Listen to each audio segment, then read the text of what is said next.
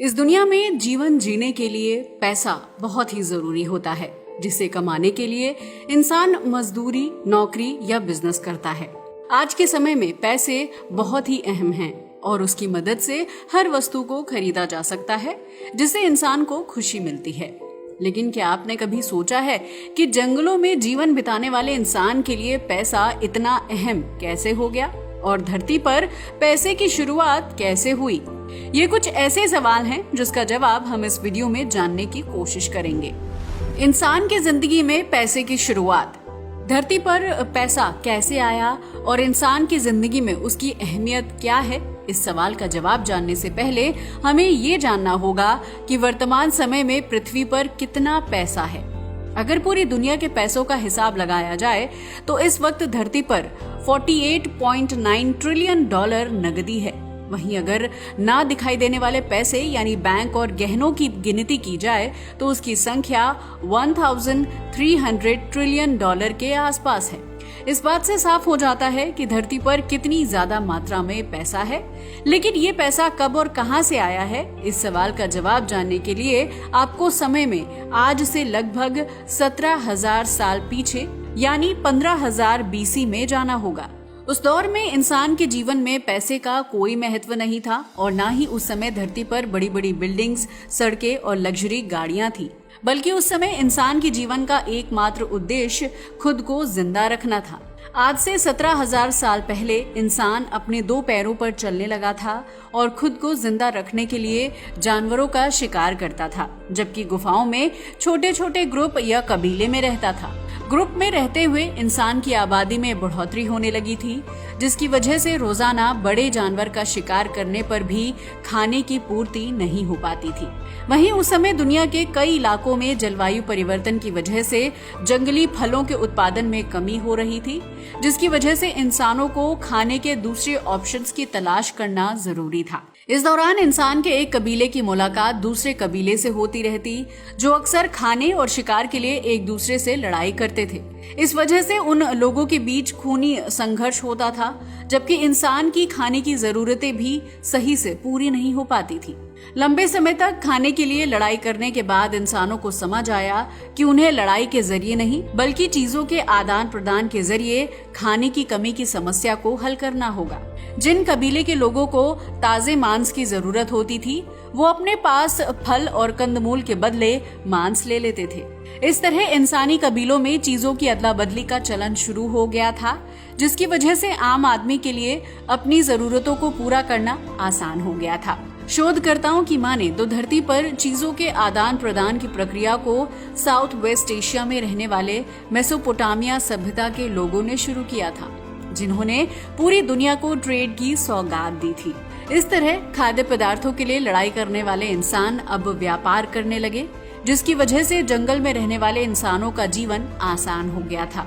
इस तरह समय बीतता चला गया और इंसान ने शिकार करने के साथ साथ खेती करना भी शुरू कर दिया, जबकि वो वस्त्र और बर्तन जैसी चीजों को बनाने में माहिर हो गए थे। इन चीजों के आदान प्रदान की वजह से व्यापार में बढ़ोतरी हो रही थी, जिसकी वजह से एक कबीला दूसरे कबीले से जुड़ने लगा और इस तरह साल दर साल व्यापारिक मामलों में बढ़ोतरी होने लगी थी। व्यापारिक दल एक देश से दूसरे देश में यात्रा करते थे, जिसके लिए बड़े बड़े बाजार लगाए जाने लगे थे। कोई अनाज के बदले कपड़े खरीदता तो वहीं कुछ लोग मांस के बदले बर्तन और अनाज की खरीद करते थे। लेकिन इस तरह के व्यापार में बीतते समय के साथ दिक्कत आने लगी थी, क्योंकि लोग बड़ी संख्या में चीजों की अदला बदली कर रहे थे।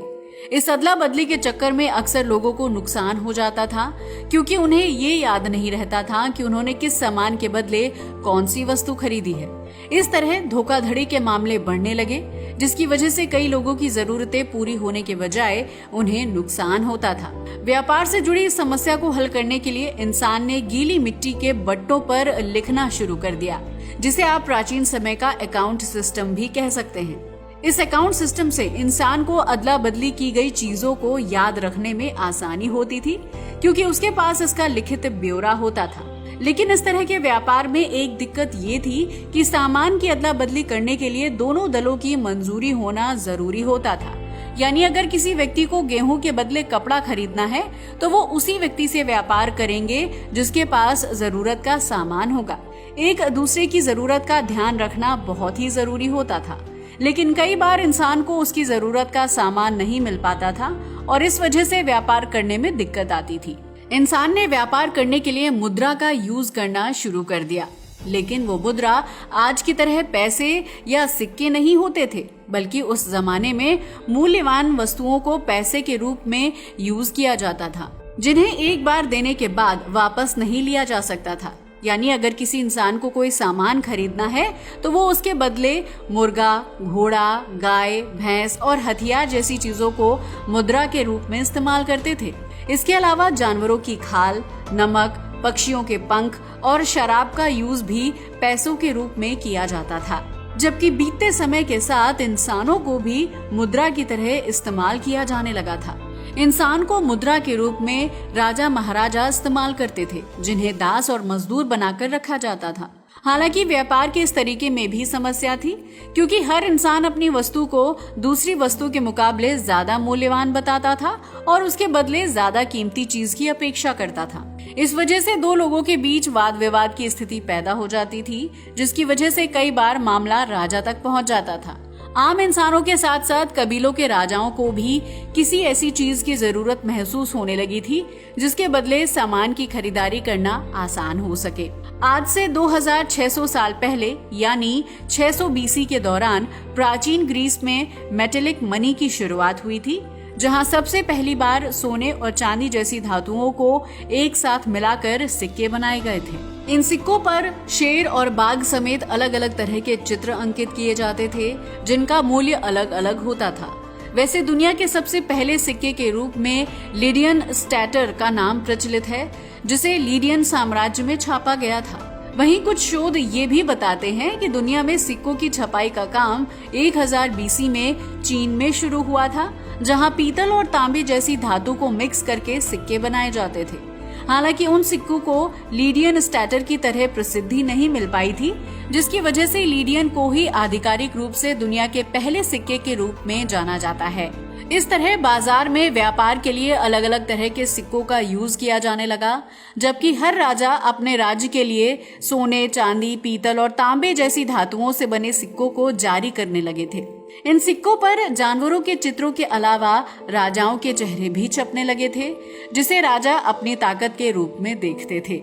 इस तरह 500 बीसी के आने तक व्यापार के लिए सिक्कों का यूज काफी ज्यादा बढ़ गया था, जबकि उस दौरान समुद्री व्यापार में भी तेजी आ रही थी। इन सिक्कों को जहाज में लोड करके लंबी लंबी यात्रा करना मुश्किल होता था, क्योंकि प्योर धातु से बने सिक्के वजन में काफी भारी होते थे। इन सिक्कों को बनाने से लेकर उन्हें ट्रांसपोर्ट करने और जहाज में लोड और अनलोड करने में काफी समय और मेहनत खर्च होती थी, जबकि कई बार समुद्री लुटेरे सिक्कों की चोरी के लिए जहाज पर हमला भी कर देते थे। इन सिक्कों की गिनती करने के लिए अलग से मजदूरों की जरूरत होती थी, जिसकी वजह से व्यापार को सुविधाजनक बनाने के लिए छापे गए सिक्के धीरे धीरे मुश्किलों का सबब बनते जा रहे थे। इंसान को व्यापार करने के लिए ऐसी मुद्रा की जरूरत महसूस होने लगी जो वजन में हल्की हो और उसे ज्यादा संख्या में अपने साथ कैरी किया जा सके। लिहाजा इस जरूरत को पूरा करने के लिए कागज की मुद्रा अस्तित्व में आई, जिसका सबसे पहली बार इस्तेमाल सन 1279 में मंगोलिया के शासक और चंगेज खान के पोते कुबला खान ने किया था। उस समय इस तरह की कागज की मुद्रा को IOU यानी आई ओन यू के नाम से जाना जाता था, जिसकी मदद से व्यापार और सामान की खरीदारी करना आसान हो गया था। ये कागज की मुद्रा मंगोलिया से बाहर निकलकर चीन और उसके आसपास के इलाकों में प्रसिद्ध हो गई थी, जिसके बाद आम लोग अपने पास ज्यादा से ज्यादा IOU पेपर को रखना चाहते थे। इस दौरान कुछ लोगों ने बैंक की शुरुआत की, जो सोने और चांदी के सिक्कों को गिरवी रखकर आम लोगों को पेपर मनी मुहैया करवाते थे। उस दौर में पेपर मनी की छपाई करना आसान था, जबकि उसे ढेर सारी मात्रा में इकट्ठा करके रखना भी आसान होता था, जिसका वजन भी सिक्कों के मुकाबले कम होता था। इस तरह पूरी दुनिया में पेपर मनी का इस्तेमाल बढ़ने लगा था, जिसकी वजह से बैंकों ने आम आदमी को पेपर मनी उधार देना शुरू कर दिया था। इसका असर ये हुआ कि मार्केट में महंगाई बढ़ने लगी थी, जिसकी वजह से एक IOU की कीमत वाला सामान 10 IOU में बिक रहा था, दुनिया की अर्थव्यवस्था चरमराने लगी थी, जिसकी वजह से पेपर मनी की मांग कम हो गई और आम लोग अपने सोने के सिक्कों को प्राप्त करने के लिए वापस बैंक की तरफ जाने लगे। हालांकि बैंकों ने बाहर के हालात देखते हुए खुद को दिवालिया घोषित कर दिया था, जिसकी वजह से आम लोगों का बैंक से भरोसा उठ गया और उन्होंने अपने जीवन की जमा पूंजी यानी धातु के सिक्कों को गंवा दिया था। इस दौरान दुनिया भर में मंदी का दौर शुरू हो गया, जबकि व्यापारी वर्ग भी व्यापार करने से परहेज कर रहा था। साल 1816 में ब्रिटेन सरकार एक नए नियम के साथ मार्केट में आई, जिन्होंने ये ऐलान किया कि ब्रिटेन के खजाने में जितना गोल्ड है, सरकार उतनी ही मात्रा में पेपर मनी की छपाई करेगी। इस नियम का फायदा ये हुआ कि बाजार में अचानक से महंगाई नहीं बढ़ेगी और बैंक आम नागरिकों को एक तय लिमिट में ही कर्ज देगा, जिसकी वजह से बैंक और आम लोगों को नुकसान नहीं झेलना पड़ेगा।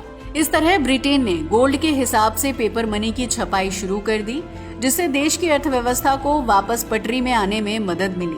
इसके बाद ब्रिटेन की देखा देखी दूसरे देशों ने भी गोल्ड के आधार पर पेपर मनी की छपाई शुरू कर दी, जिसके बाद 1900 के दशक तक अमेरिका ने भी पेपर नोट छापना शुरू कर दिया था।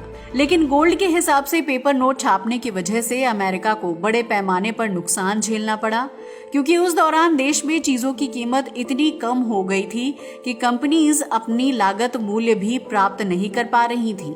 कंपनी के मालिकों के पास अपने कर्मचारियों को सैलरी देने के पैसे भी नहीं होते थे, जिसकी वजह से कंपनियों ने खुद को दिवालिया घोषित करना शुरू कर दिया।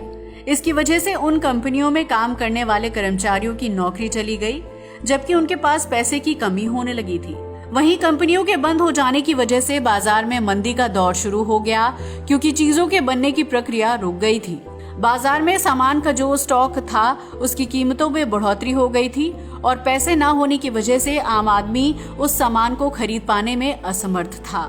देश में आर्थिक मंदी, गरीबी, भुखमरी और अपराध जैसे मामलों में बढ़ोतरी हो गई, जिसकी वजह से अमेरिका के हालात काफी ज्यादा खराब हो गए थे। साल 1933 में देश की आर्थिक स्थिति को पटरी पर लाने के लिए उस समय के तत्कालीन राष्ट्रपति फ्रैंकलिन डी रोजवेल्ट ने एक अहम फैसला लिया, जिसके तहत उन्होंने गोल्ड के मुताबिक पेपर नोट की छपाई के नियम को खत्म कर दिया। इस फैसले के चंद महीनों बाद ही बैंकों के पास उनकी पुरानी ताकत वापस लौट गई थी और अब वो जितनी मर्जी उतने पेपर नोट छाप सकते थे और आम आदमी को गोल्ड के बदले पेपर नोट मुहैया करवा सकते थे। लेकिन इस नियम के हट जाने की वजह से अमेरिका में एक बार फिर महंगाई का दौर शुरू हो गया था, क्योंकि मार्केट में पेपर नोट ज्यादा था और लोग उस नोट को बैंक से प्राप्त कर सकते थे। लेकिन जिन लोगों के पास गोल्ड नहीं था, वो गोल्ड से बने सिक्कों या गहनों को बैंक में गिरवी रखकर पेपर नोट प्राप्त नहीं कर सकते थे। इसकी वजह से अमेरिका में गरीब या मध्यम वर्गीय परिवारों को अपनी जरूरतों को पूरा करने में दिक्कत हो रही थी, जबकि महंगाई की वजह से खाने पीने की सामान्य चीजों के दाम भी आसमान छूने लगे थे। इन परिस्थिति को कंट्रोल करने के लिए अमेरिकी सरकार ने सेंट्रल बैंक FED की स्थापना की, जिसका मुख्य काम देश में पेपर नोट की संख्या को संतुलित करना था। FED ये निर्धारित करता है कि देश में पेपर नोट की संख्या ना तो कम होनी चाहिए और ना ही ज्यादा होनी चाहिए, ताकि देश में आम लोगों को महंगाई या आर्थिक मंदी का सामना ना करना पड़े। इस तरह की पेपर मनी को फिएट मनी नाम दिया गया था, जिसका कोई आंतरिक मूल्य नहीं होता है, लेकिन सरकार की तरफ से इस मुद्रा को आधिकारिक और कानूनी मुद्रा के रूप में स्वीकार किया जाता है, जिसकी वजह से हम देश में इस पेपर नोट की मदद से अपनी जरूरत का सारा सामान खरीद सकते हैं। यही वजह है कि हर देश की अपनी एक मुद्रा होती है, जिसका मूल्य अंतर्राष्ट्रीय स्तर पर अलग होता है। वर्तमान समय में अमेरिका की मुद्रा यानी डॉलर को अंतर्राष्ट्रीय स्तर पर काफी अहम माना जाता है, जिसकी मदद से रुपए या दूसरी मुद्राओं की तुलना की जाती है। हालांकि इस दुनिया में ऐसी बहुत सी मुद्राएं हैं जो अमेरिकी डॉलर से ज्यादा महंगी और ताकतवर हैं। आज ये मुद्रा यानी पेपर मनी हम इंसानों के लिए सबसे अहम हो चुकी है, जिसके लिए हम दिन रात काम करते हैं और उस पैसे से अपनी जरूरतों को पूरा करते हैं। ये पैसा व्यापार करने के तरीकों को आसान बनाता है, जबकि इसकी मदद से चीजों के मूल्य को निर्धारित करना भी आसान होता है। शायद यही वजह है कि वर्तमान समय में हर देश में लेन देन और चीजों की खरीदारी के लिए पेपर नोट का यूज किया जाता है, जिसकी वजह से चीजों का आदान प्रदान करने का पुराना चलन पूरी तरह से खत्म हो चुका है। वहीं वर्तमान समय में पैसों के बढ़ते चलन की वजह से इंसान काफी ज्यादा आक्रामक और क्रूर भी हो गया है, जिसकी वजह से दुनिया भर में चोरी, डकैती और आपराधिक मामलों में वृद्धि देखने को मिलती है। आज के समय में पैसा कमाना बहुत ही मुश्किल हो गया है, जिसकी वजह से कई लोग अपनी जरूरतें पूरी करने के लिए इस तरह के अपराध करने से भी पीछे नहीं हटते हैं, जो कि बिल्कुल गलत और अमानवीय है। आज के लिए बस इतना ही। वीडियो अच्छा लगा हो तो इसे लाइक और शेयर करें, साथ ही हमारे चैनल को भी सब्सक्राइब करें। जय हिंद दोस्तों।